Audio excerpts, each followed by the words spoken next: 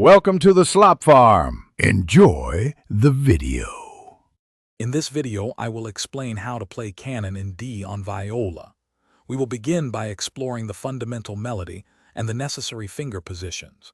It is crucial to grasp the D major key signature, which involves two sharps. We will also cover essential bowing techniques to ensure smooth transitions between notes. Our goal is to achieve clear intonation and a steady rhythm throughout the piece, making your performance sound beautiful and polished. Let's dive into mastering the main theme of Canon in D. This section largely utilizes the open A and D strings, making it accessible for many players. You will find that first position fingerings are predominantly used, simplifying the left hand work. It is important to pay close attention to the repeated melodic patterns as they form the core of the piece. Remember to keep your left hand relaxed for optimal agility and comfort. Now, let's focus on bowing techniques and dynamics, which are vital for bringing Canon in D to life. Employ a smooth, sustained bow stroke to achieve a beautiful legato sound, connecting your notes seamlessly.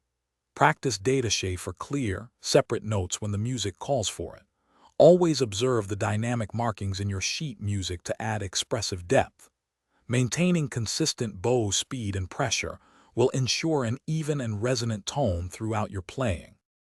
To conclude, here are some essential practice and performance tips. Always practice slowly with a metronome to build accuracy and confidence in your rhythm.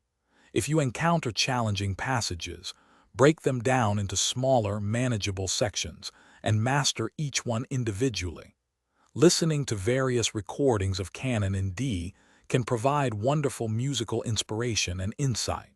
Most importantly, remember to enjoy the rewarding process of learning and performing this timeless and beautiful piece. Thanks for watching. Consider subscribing if we helped you today.